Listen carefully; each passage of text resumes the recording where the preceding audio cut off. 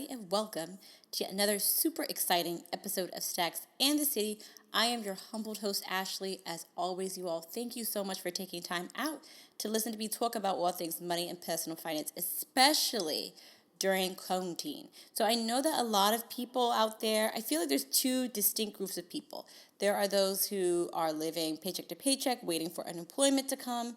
And then we got those that are still willy-nilly working from home life, still earning steady income, and are wondering what to do with any extra money.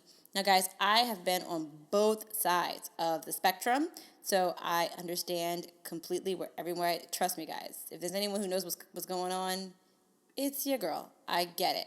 So, you guys, I want to say, I feel you. I'm there. What I really want to do is to take the time out to focus a little bit on that stock market. You all, I truly believe that right now is the perfect time to invest. Everything is on sale. It's like you're going to Chanel and you're buying a classic flat for $2,000 when we all know that that bag is $6,000.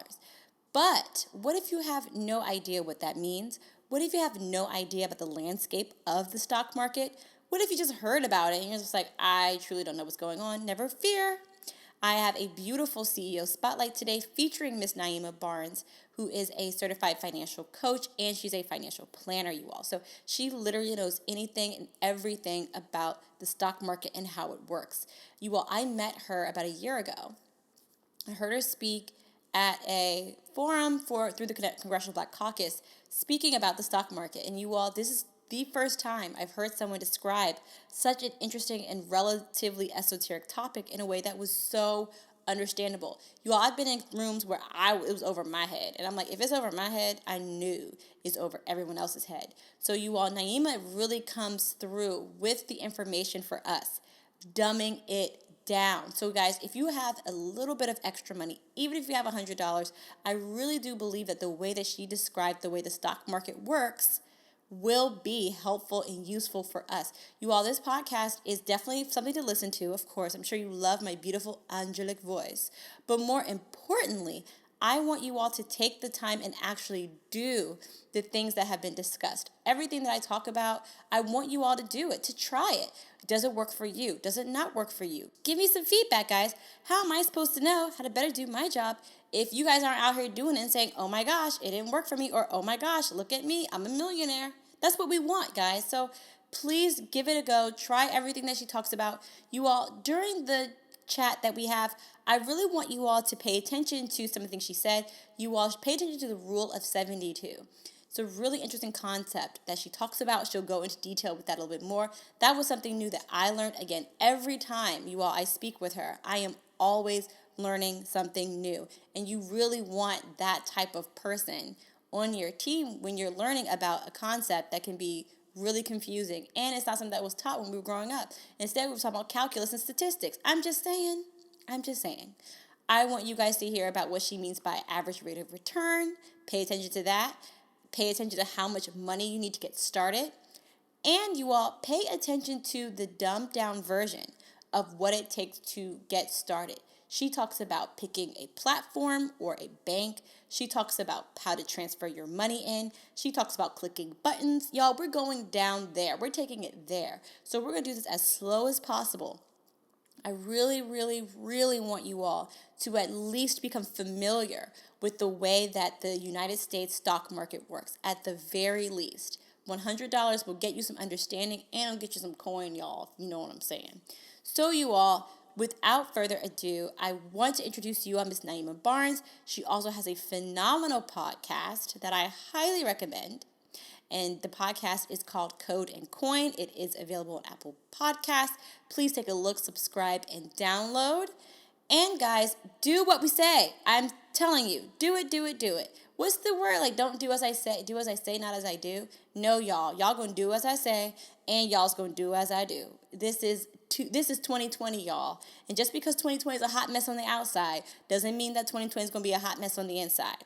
So y'all, thanks again for listening.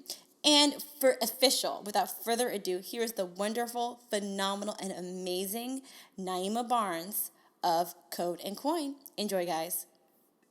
Hello, everybody, and welcome to another amazing episode of Stacks in the City. And you guys, it's always the best when I'm not alone. I'm not alone.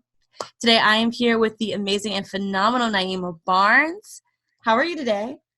I'm doing well. How are you? Oh, I'm fabulous. So, I had the absolute pleasure of meeting Naima about a year ago, hmm you all. I went to one of her seminars where she discussed extensively the stock market, and you all, I was completely and 100% impressed. I was hooked. I was floored. It was great to finally hear someone who is, melanated. Is that the cool term today, y'all? Melanated? Yeah, I think I There, think it's I think it's cool enough. I think it's always cool to meet someone who is our age, who is melanated, who is able to discuss the market in such a dynamic way, in a way that I thought was super understandable, in a way that I thought a person who had no idea what was going on to to get it. So y'all, we're going to get it some more. So I know that there's been so many questions about the stock market. So we do have a legit expert here to talk about that. But y'all, we're not going to just talk about only stocks and bonds because y'all, we are in the post-apocalyptic world. We're also going to be talking a little bit about like what makes this so great and a little bit about her and why she got started interested in it in the first place. So Naima, thank you profusely for being on the show. I appreciate it. And y'all, Yes. her birthday just passed, y'all. So make sure we say happy birthday to her. Happy belated birthday, darling. Thank you. And thanks for having me on the show. I'm so excited to be here. Oh my gosh, I'm more excited. Like, you don't understand how appreciative I am that you're here chatting away about my favorite topic, y'all, dinero. Anyway, okay, hmm first things first, tell us exactly how did you get started learning particularly about the stock market? A lot of people are overwhelmed and confused about it. Yeah, so I was also in that place too. I'm a financial planner and a financial coach. What is And that? so, financial planning is where you help people really be able to put a plan in place for their goals. So, we take a look at, yeah, your financial goals, but then also personal goals. So, if your personal goal is to be able to, take multiple trips a year, we can put a plan in place to help you do that. Really focusing on most financial planners really focus on preparing for that next stage of life, aka retirement, as well as helping people to be able to have a legacy. So, and then financial coaching is really more that accountability partner. So they're going to be helping you with budgeting, saving, paying down debt, and doing things like that to make sure that you are on the right track so that one point in your life you'll be able to save and invest. So that's really what I do for work and I love it.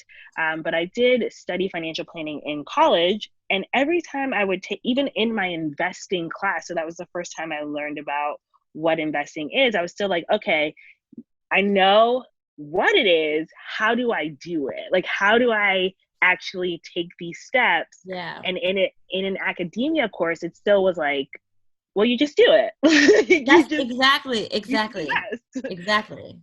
So it really wasn't until I worked at my former employer where I really learned about more about the stock market in terms of individual stock investing versus, utilizing different types of index funds and ETFs, as well as, really expanding my knowledge and being able to speak on it in a way that we understand it.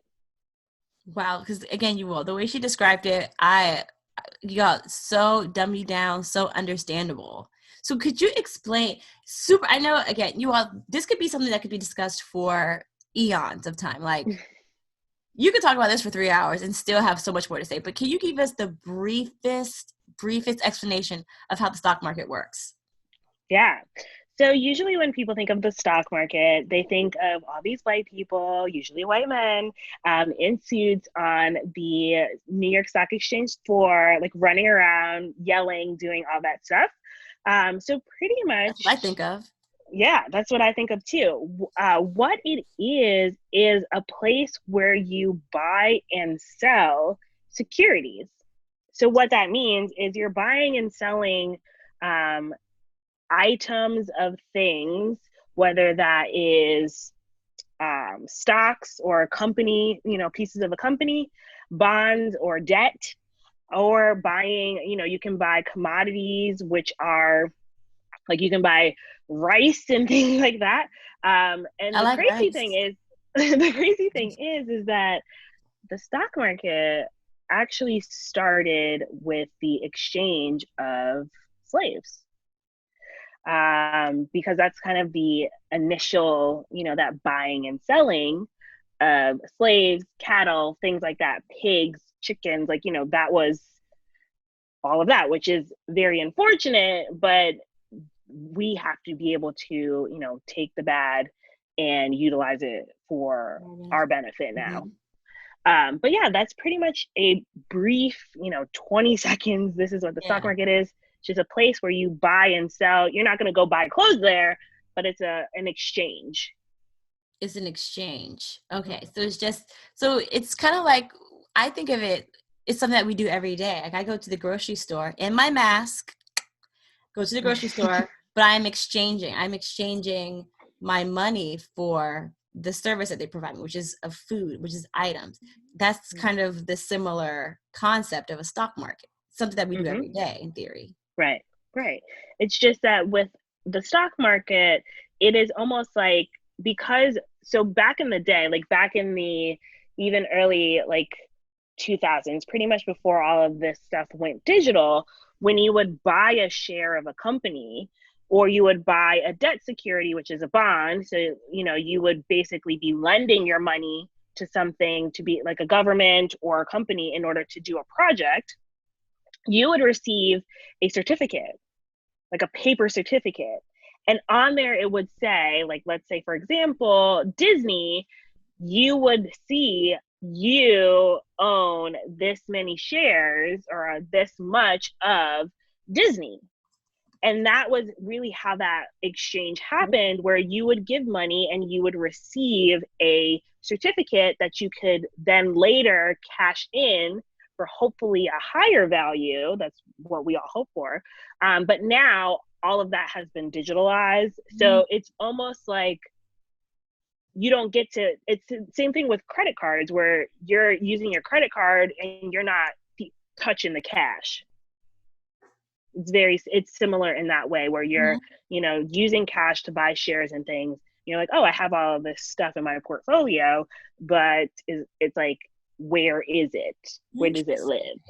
live? Yeah. Got it. Got it. I like a person who has no idea how to use the stock market would have still had the certificate. I think we would actually understand it better, believe it or not. Yeah. Because you said it's something you're actually holding and you're waiting Mm-hmm. to cash it in for a higher value later. And that's basic. That's like investing 101, right? It's like Yeah. Yeah. keeping something because you have confidence that it'll expand. And that paper represents the company, like the piece of the company you own. That's a shame. Y'all, maybe we should bring that back for our remedial investors. I'm just saying. Anyway, moving forward. Okay.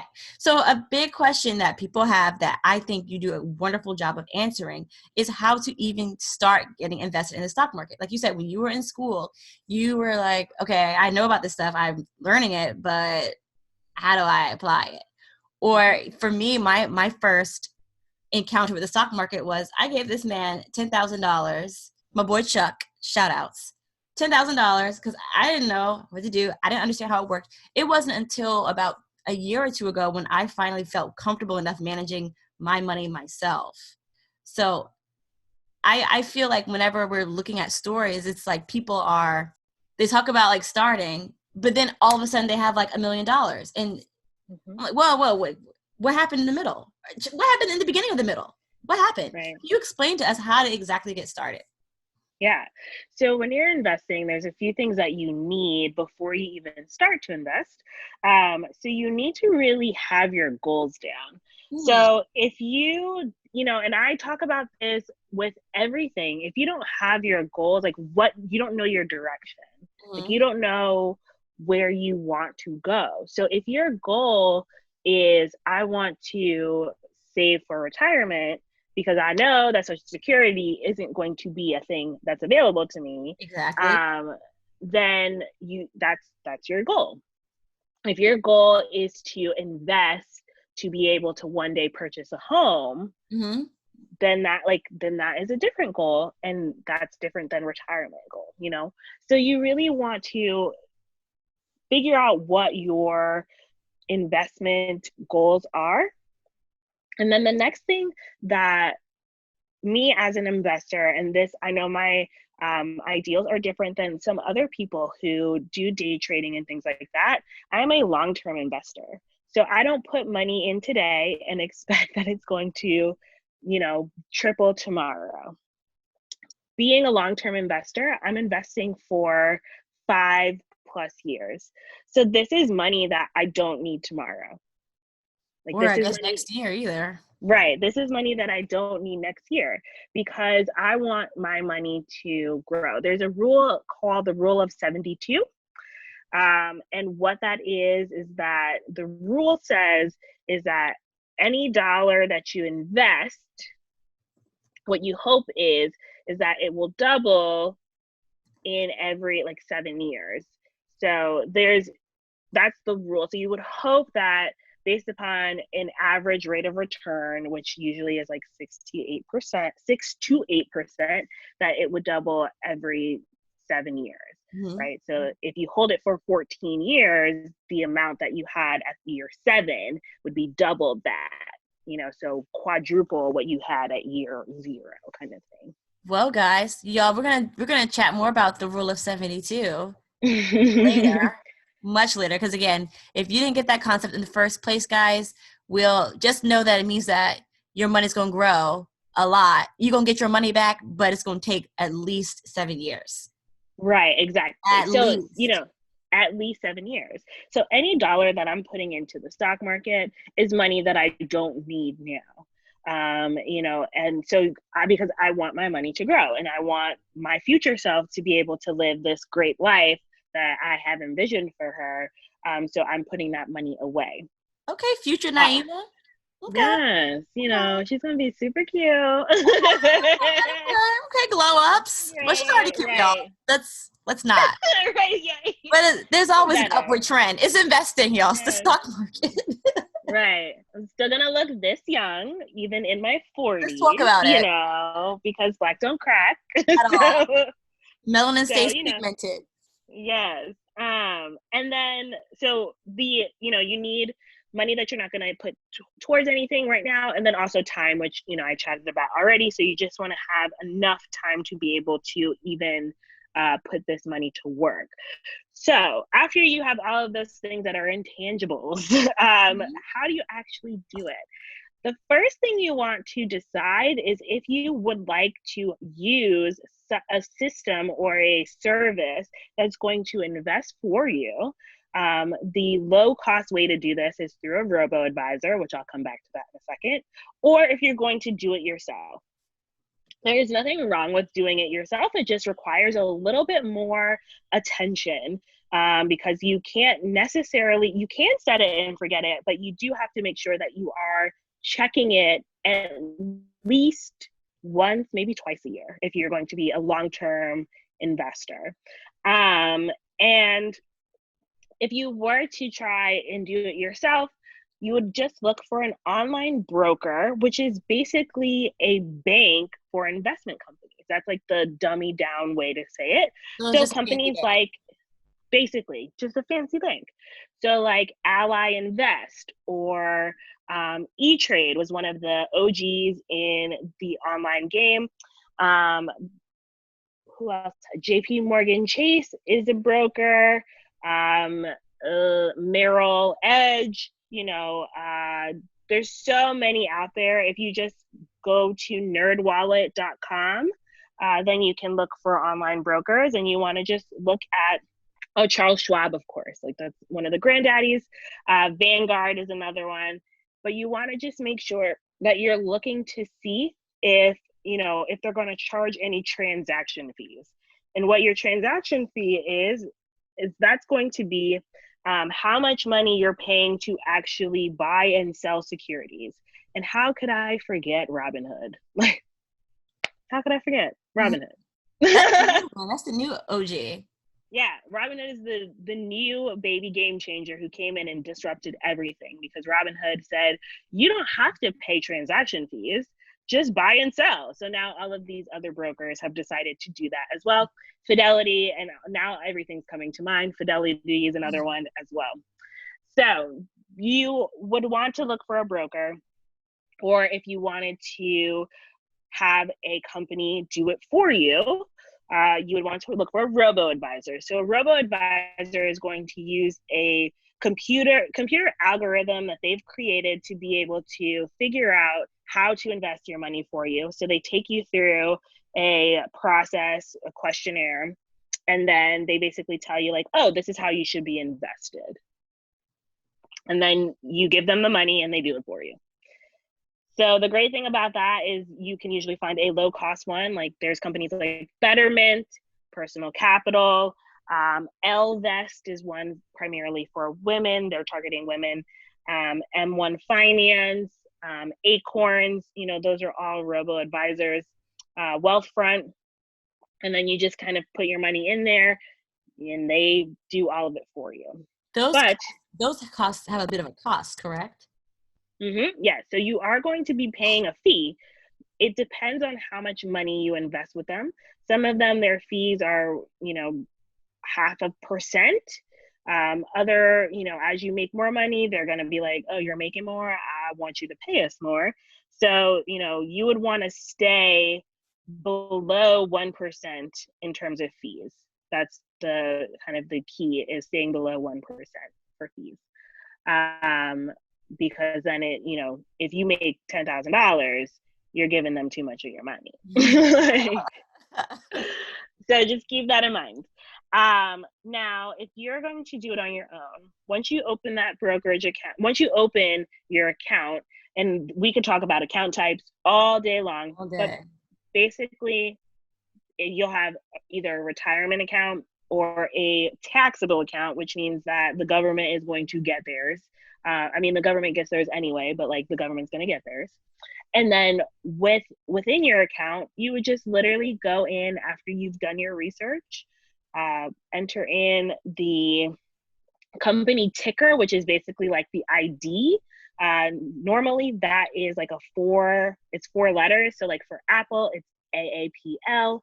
For a company called Slack, it's WORK. These are not recommendations. It's just the ones that I remember off the top of my head. So then you would just enter in, the company or the, index fund or ETF that you want to buy.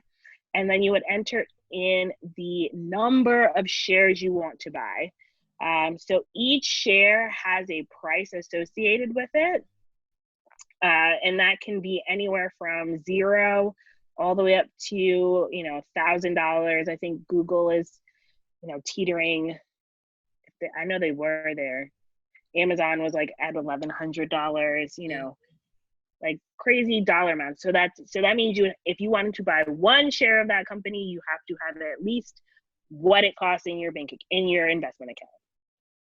And then you would just really, after you go through, you put what you want in there, and then you really just press buy. Most of the time you're going to use a market order, which basically is whatever the price is at the time that you press buy, that's the price that you're paying for it.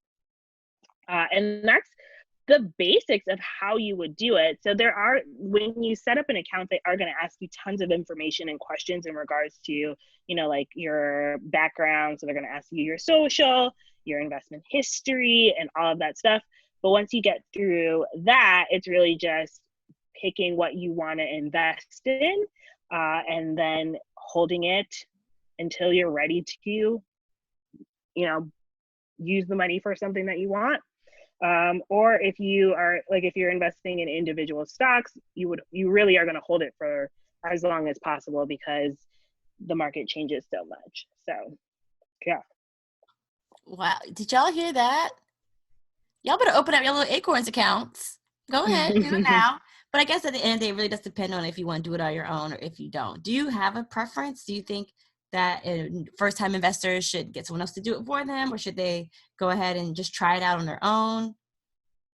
Yeah, I think that, so most people, their first actual introduction to investing is through their company's employer plan. So like their 401k, their 403b, things like that. And when you're using that, it's pretty similar in the sense of you kind of picking something and then leaving it, because you can't really touch the money No. until it's time for you to retire. So I think that when you're looking at investing on your own, if you had a bigger pot, I'm a believer of don't keep all of your eggs in one basket. So that's why I have multiple banks. That's why I have multiple brokerage accounts in different places.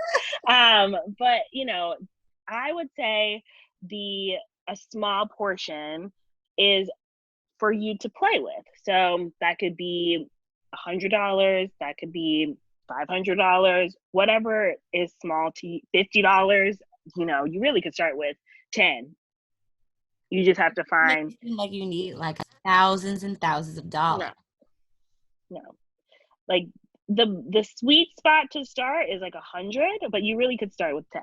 You just have to find what you can invest in at that dollar amount, and then when it grows, you can you add to it. You keep adding to it, and then your money grows.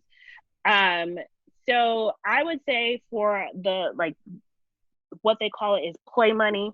So your play money you can have, where you're doing it yourself so you can learn. You can kind of like see how everything works. But if you had another goal, like let's say for example, a short or intermediate goal was to buy a house, you don't want to play with your house money. Mm-mm. You want, so why not use a service that's not going to charge you a high fee to be able to do that? So like that's when I would look into a robo advisor to see, okay, well that's, I can kind of figure this out here, and then I can play with my little, my little $100 that I have, my little $50 that I have over here in Robinhood or whatever. Got it. Got it. So another issue I think that a lot of novice first time investors have when it comes to the stock market is that I'm gonna lose all my money. Now, I feel some type of way about this in general. I think we Mm-hmm. always hear, I guess if you do a lot of research within the market, you hear people like Charlie Munger and Warren Buffett talk about just ride the wave, ride the wave. And particularly for these are OG, these are throwback people. They've been through everything. They've probably been around since Mm-hmm. the stock market didn't really start. I mean, not really, but I mean, they're old. So there seems to be this, in my opinion, misconception, and you please correct me if I'm wrong, that if people invest, they're going to lose all their money. I hear that all the time.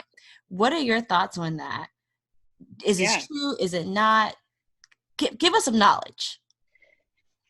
So you definitely, like, I mean, people can definitely invest in bad things. Like, there are companies out there that just end up going to shit, basically. Like they don't do what they thought they were going to do. Like, let's look at Enron. If you invested in Enron, Y'all, which like, it's like the Great Depression of company stories. It's so bad. Y'all, which we'll talk about Enron later too, because it's a story. It's a good story in case we don't know.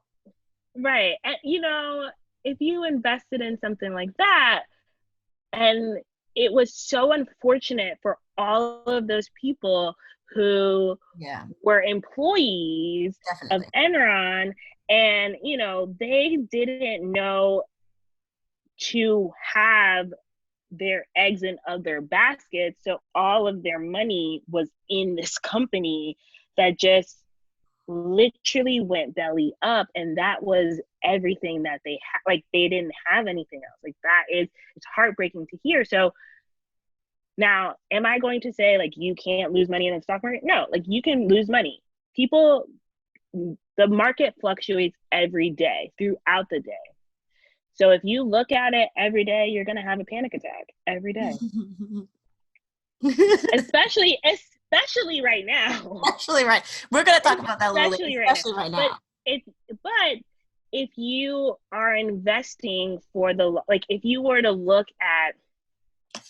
look at charts over the course of, pretty much since the Great Depression back in the 1920s, and you look at the charts of the stock market, And even when you see certain historical dates, so for example, the like certain things in history, so like Reaganomics, the small crash that happened in the early 2000s, like the tech burst, like bubble burst, the Great Recession that we had in starting in 2000. What year was that? 2008. Yeah, 2008, 2009. If you look at those things on a chart of the, the stock market or of a certain index, you'll see how little the dip was in comparison to the overall history of the chart. Interesting. So while people can definitely lose money, you can also lose money in other things too. When you are investing, your hope is to make money, but you can still lose money. But if you're investing for the long term, your hope is that that the market will continue as it has, continue to go up and continue to make money where you won't have to worry about that. So is it scary? Yes. I'm not going to say it's not, but that's why it's better to put money into the market that you don't need anytime soon.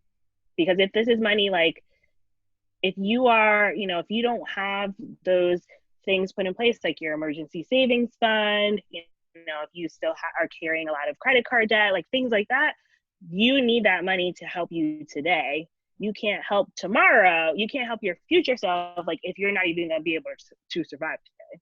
Yeah, so this is like financial best self, basically. Mm-hmm. Sounds Mm-hmm. like. Got it. So, like you said, yes, you're going to lose your money. There will be dips, but in the long term, which is what you continue to talk about, at least the 5 years holding it somewhere else, you will generally see a rise, more or less. You all, again, this is very surface level, very generic.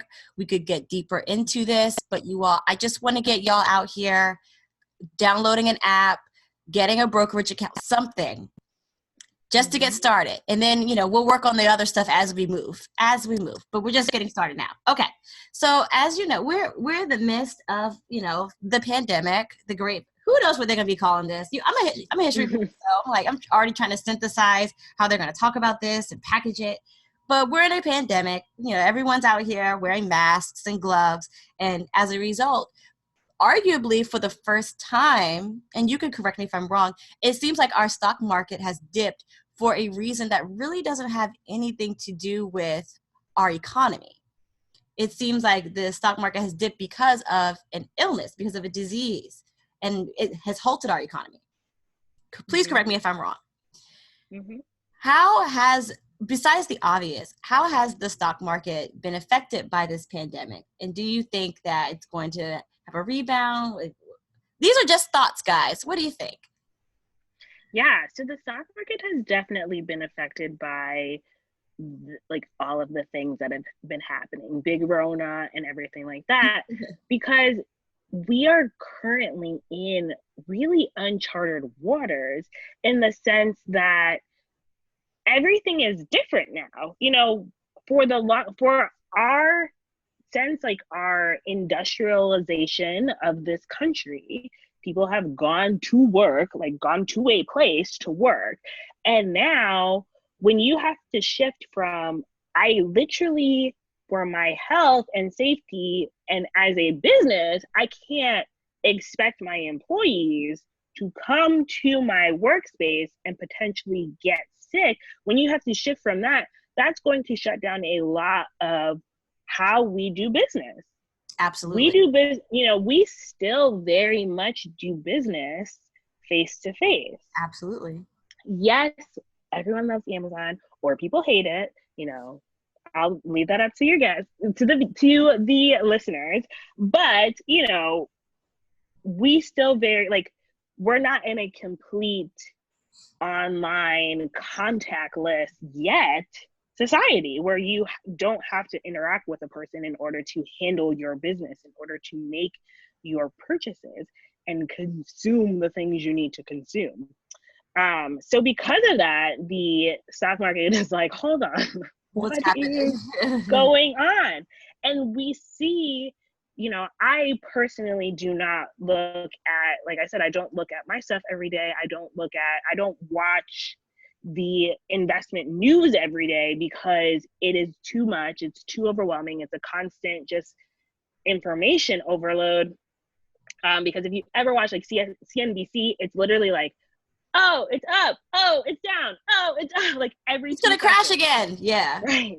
Right. But and then on top of that, on top of everything that's happening in regards to work, then you have this added layer of the amount of people who have had to file for unemployment is unprecedented. Like, we did not expect that we would have this many people, that was not an expectation that this many people would be filing for unemployment, being out of work.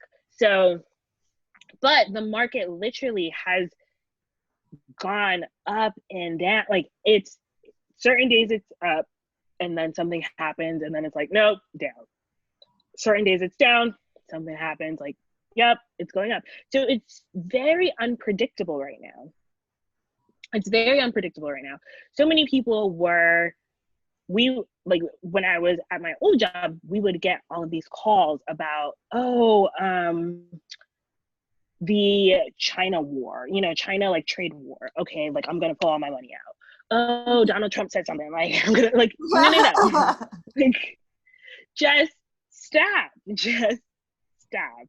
Like, so it is very, we don't know what's going to happen. We just hope that, we can come out on the other end of this stronger, more knowledgeable, and being able to really capitalize on the opportunities. But one thing that I will say is that in the 2008 recession, after that was over, more millionaires were made from that time. Wink, wink.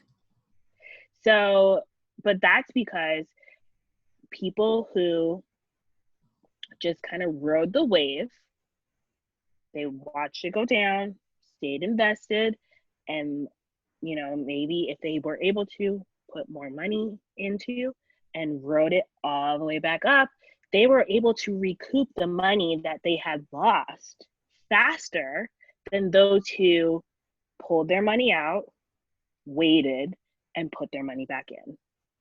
Mm-hmm. Y'all, investment tip from the melanated pros, y'all. Yes. Pull it, keep it in. Don't pull out.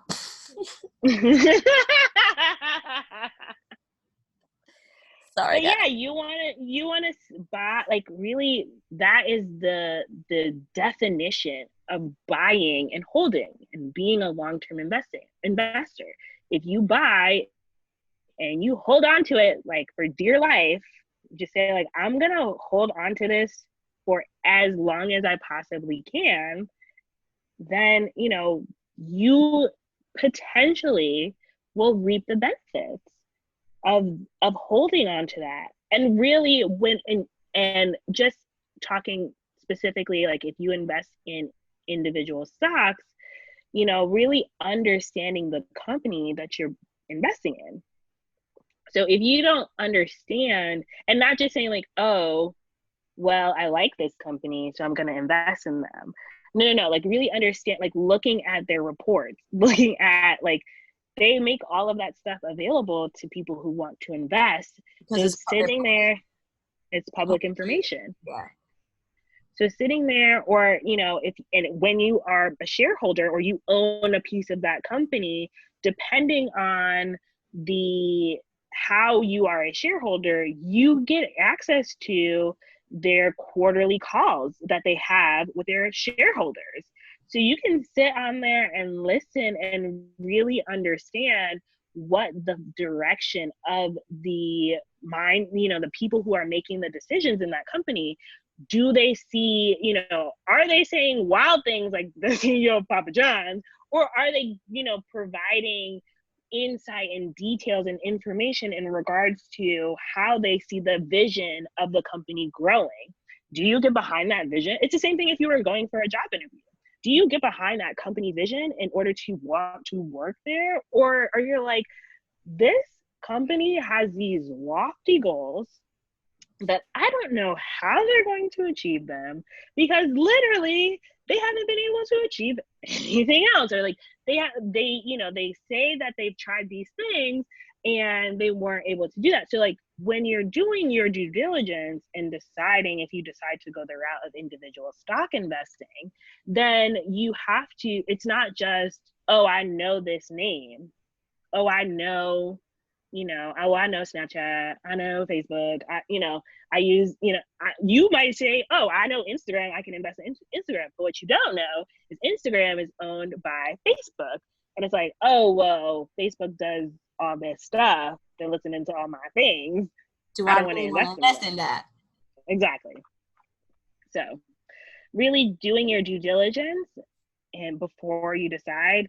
And also there's the alternative of investing in ETFs or index funds. ETFs are exchange traded funds. Basically, it's a basket of stocks or a basket of securities where you can get you can put in a small amount of money or whatever amount of money and get like a little bit of a lot of things. So you could do that too.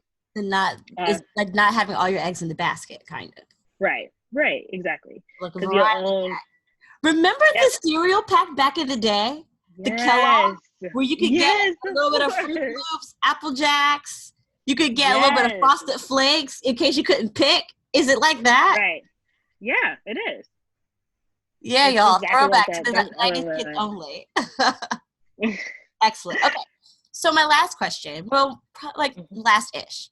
How can we, my regular schmegular folk, I'm regular too, take advantage of what's happening right now? So you said in 2008, a lot of millionaires were made because of that downturn. Now, I'm not saying all of us out here can be millionaires. Maybe a couple of us will be. But what can we do right now to secure our financial futures? If we're still earning income, if we are pretty good about debt, we have our student loans under control, what can we do right now? Yeah.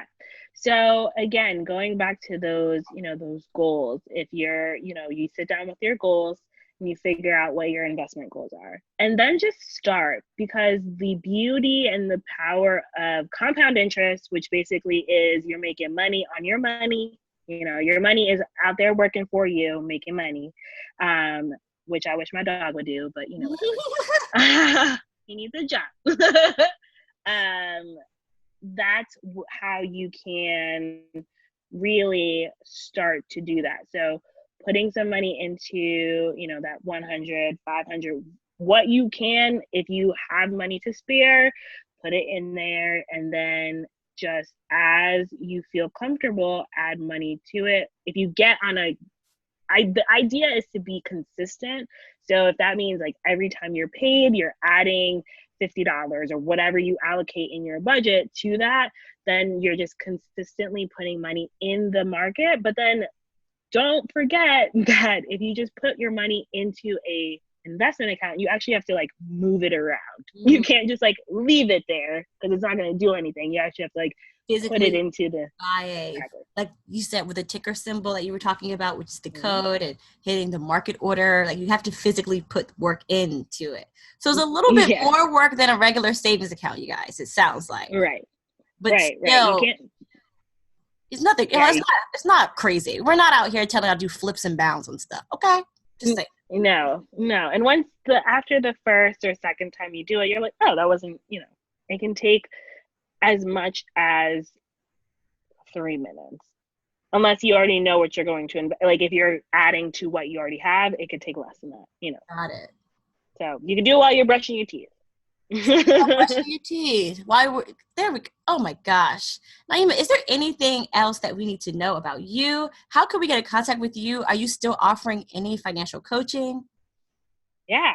So I am on the interwebs. You can find me at on Instagram and Twitter. Both the names are the same, and I will spell them for you. It's at Naima and Barnes, spelled NaimaBarnes.